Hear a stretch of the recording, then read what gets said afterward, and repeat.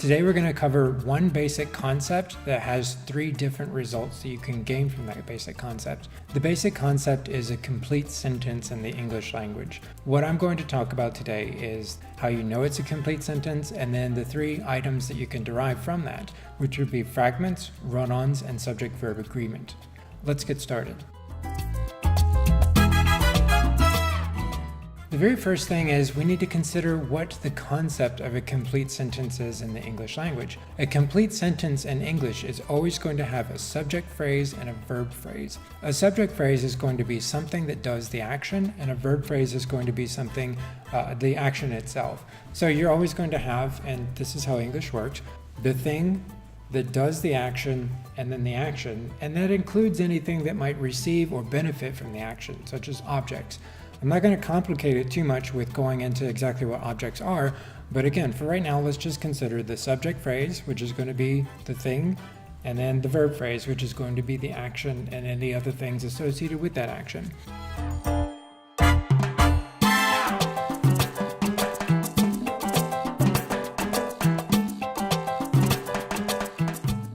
So that's a complete sentence in English. Just as a couple of quick examples, Billy threw the ball. Now that's the subject phrase and then the verb phrase. And in this particular case, threw is the verb and then the ball is what receives the action, so that's the direct object. We could also have Bilbo found the ring. My precious. Precious. That's a subject phrase and a verb phrase. We also have Jon Snow will be the new king. So that's again, subject phrase, verb phrase. That's it. That's all there is to a complete sentence in English. All sentences in English will have a subject phrase and a verb phrase. Now, from that basic information, we can derive, for example, fragments. We can detect fragments, I should say. A fragment is when either this portion or this portion happens to be missing from the sentence.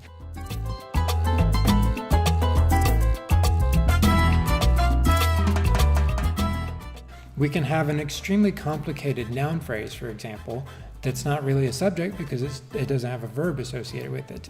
And again, that's what a fragment is. Now, your brain is a wonderful, beautiful, awful, terrible, brilliant device, and it knows all the answers to all of these questions. All you have to do is trick your brain into telling you the right answer. Even if you have just woken up from surgery. I feel fun. Is this real life? And you're still very, very highly drugged, your brain still knows how to conjugate things properly, and it knows what a complete sentence is.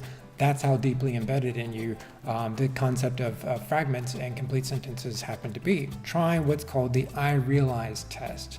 Now, the I realize test is essentially foolproof except for three specific exceptions. If a potential sentence begins with that, which, or who, your brain will automatically say, oh, that's a complete sentence. Let me give you some illustrations in order to help you to understand what I mean. If you put I realize in front of a potential sentence and it makes sense, then that is indeed a complete sentence. I realize when he was cleaning his room, Sam found his old controller. Yeah, my brain says, oh, that sounds right. But if I say, I realize going to the store and getting milk with his sister, Nope. our brain says, no, something's missing there. I realize going to the store and getting milk with his sister. Okay, what is the missing information? That's the first step, because now your brain is telling you something is wrong here. But if I said to you the sentence, that he does not like her, that's not a complete sentence. You're going, what does that even mean? Now, if I say, I realize that he does not like her, then you say, oh, that sounds like a complete sentence because now you've made it a complete sentence with the I realize. So just be careful with that. Again, that, which, who, if a sentence begins with one of those, I realize will fail. But if I say again, I realize the robot with 3 legs can walk very briskly, the robot with 3 legs can walk very briskly is indeed a complete sentence. So that's what fragments are. Fragments are, again, a missing piece, either the subject or the verb, and that's a way that you can test to see if you have a fragment or not. Let's talk about run-on sentences. Run-on sentences are essentially the opposite of fragments. Fragments are, again, a missing piece or a missing piece. Run-on sentences are you have too many of those pieces and they're all crammed together.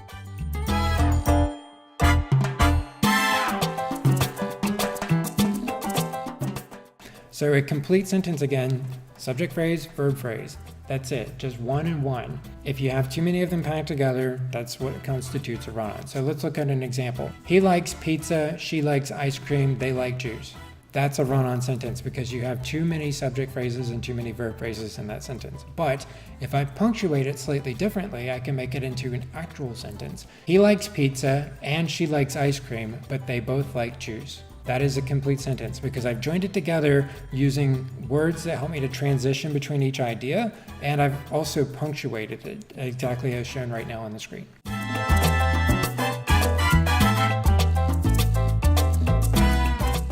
So that's what a run-on sentence is. Now, again, that is distinct from a fragment. A fragment is a broken piece. A run-on sentence is you have too many pieces and you need to put some punctuation in there. The last thing I want to talk about is subject-verb agreement.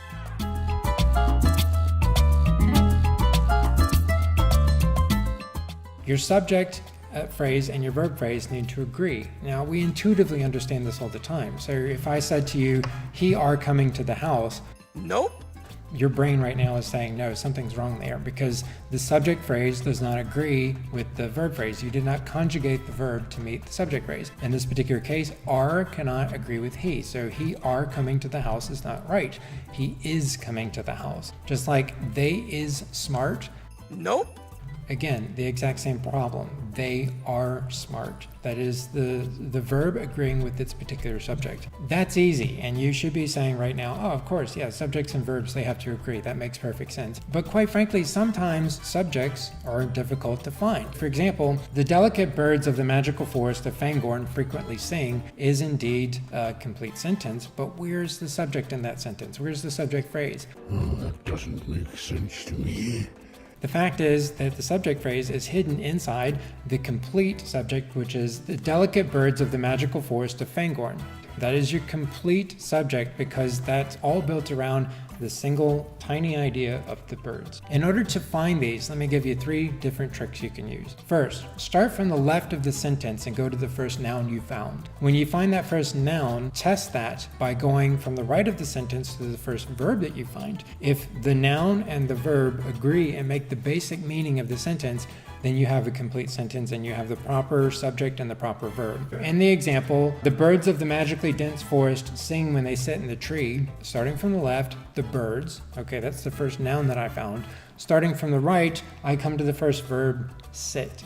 Now, the birds sit is not actually what this sentence is about because it's the birds of the magically dense forest sing when they sit in the tree. So they are actually singing. That is the meaning of the sentence. So we have to scratch that verb and instead go to the next verb. The birds sing. That is what the sentence is about. Now we know that that is our subject and the verb must agree with it. The birds, not sings, sing. That is the proper way to put it. As well, make sure that you can hijack your brain into telling you the right answer by replacing a potential subject with a nominative pronoun. That basically just means a sentence pronoun. So if I say to you, the slice from the pizzas was or were hot, you might say, I'm not really sure. Let me think about that for a second. Again, start from the left side of the sentence, go to the first noun, which is the slice. That is what we're talking about. The slice was or were hot? It was because it was hot. We are talking about the slice, not the pizzas, the slice itself. So again, if you can figure out which pronoun to replace that with, your brain will automatically spit out the right answer every single time. It was hot.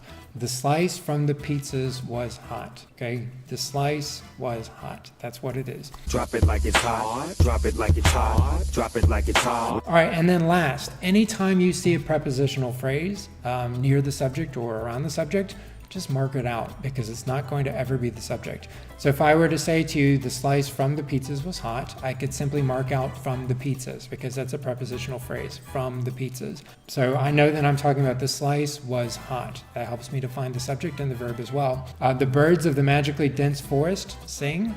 Of the magically dense forest is a prepositional phrase. I can just cross that right out as well. The members of the committee are happy. Of the committee can be marked out. So the members are happy. That is what the sentence is about. Finally, on a cold Saturday, Bob enjoys canoeing. Paddle faster, I hear banjos. So on a cold Saturday can be marked out because that has no relevance to the subject, because we were talking about Bob enjoys canoeing. That is the basic sentence structure itself. Okay, this was one concept, one overall concept with 3 things that we can derive from that. I hope this has been helpful to you. This is a broad overview. There are always exceptions in grammar, but it's a really good grounding that you can use to help you to find and fix mistakes in your writing.